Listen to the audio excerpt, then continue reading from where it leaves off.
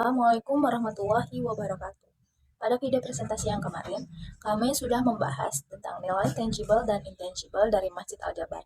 Nah, pada video presentasi kali ini, kami akan membahas lebih terperinci tentang desain interior dan arsitektural, beserta konsep penerapan pada perancangan dengan objek studi yang sama, yakni Masjid Al-Jabar. Video kali ini dibuat untuk memenuhi tugas ujian tengah semester dari mata kuliah presentasi desain. Prodi Desain Interior, Fakultas Desain Universitas Komputer Indonesia. Hai, saya Firda Farhani dengan NIM 520210022, dibantu dengan kedua rekan saya yakni Naila Rahma Khairunisa dengan NIM 520210004 dan Silmi Hafarozana dengan NIM 5202104. Konsep verbal masjid ini berasal dari rumus matematika yaitu aljabar. Konsep ini berkaitan erat dengan ilmu pengetahuan. Sebagai contohnya, masjid ini dilengkapi dengan Museum Sejarah Islam.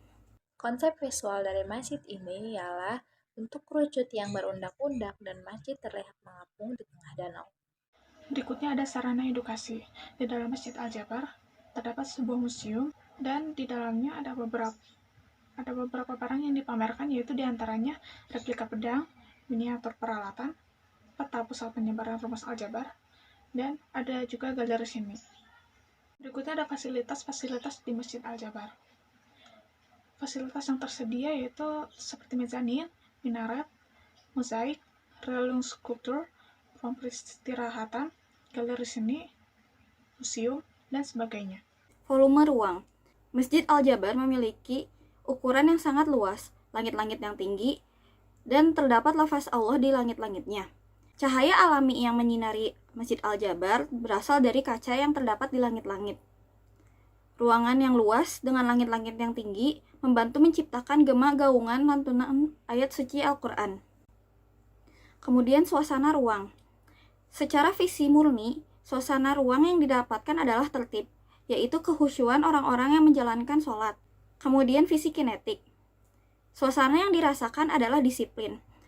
Segala kegiatan yang ada di masjid dilakukan secara tertib, mengikuti aturan yang sudah ada maupun yang tidak tertulis.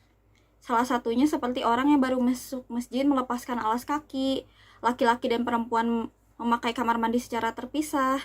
Kemudian perempuan yang sudah melakukan sholat melipat kembali mukenanya. Skala masjid ini sangatlah luas. Luas totalnya kurang lebih 21,799 meter persegi. Bentuk ruang.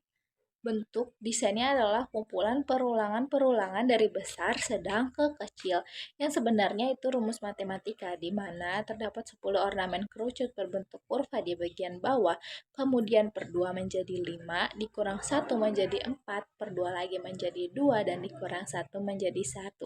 Bentuk bagian dalam masjid memiliki poros kerucut dengan ornamen lafaz Allah pada ketinggian 99 meter yang berlandaskan Asmaul Husna sebagai tanda kebesaran Tuhan.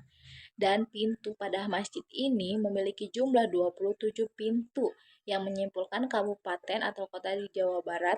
Warna ruang.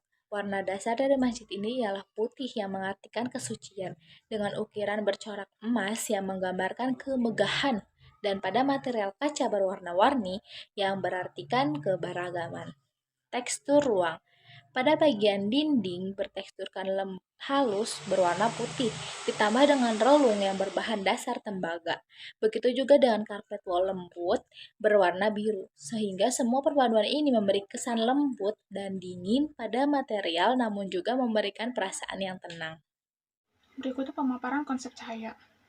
Masjid ini mengusung konsep pencahayaan alami, di mana di berbagai sisi masjid ini dipasang kaca patri yang disusun saling tindih, lalu sehingga menciptakan celah-celah. Di celah-celah ini cahaya matahari masuk. Berikutnya ada konsep pola. Jika diperhatikan di sini ada 4 pola, yaitu pola kurva yang saling bertumpuk, dan yang kedua yaitu kaca patri yang disusun saling tindih sehingga membentuk pola seperti sisik ikan, dan yang ketiga yaitu warna dari kaca patri yang sendiri yang mirip seperti pola bulu burung merak. Lalu yang keempat, bisa dilihat bidang belah ketupat yang merapat, dan juga ada sebelah ketupatnya itu ada perubahan dari kecil ke besar, dan besar ke kecil. Yang terakhir ada purpose. Purpose dari Masjid Al-Jabar ini secara garis besar untuk beribadah. Tetapi Masjid Al-Jabar ini juga bisa untuk menjadi sarana edukasi.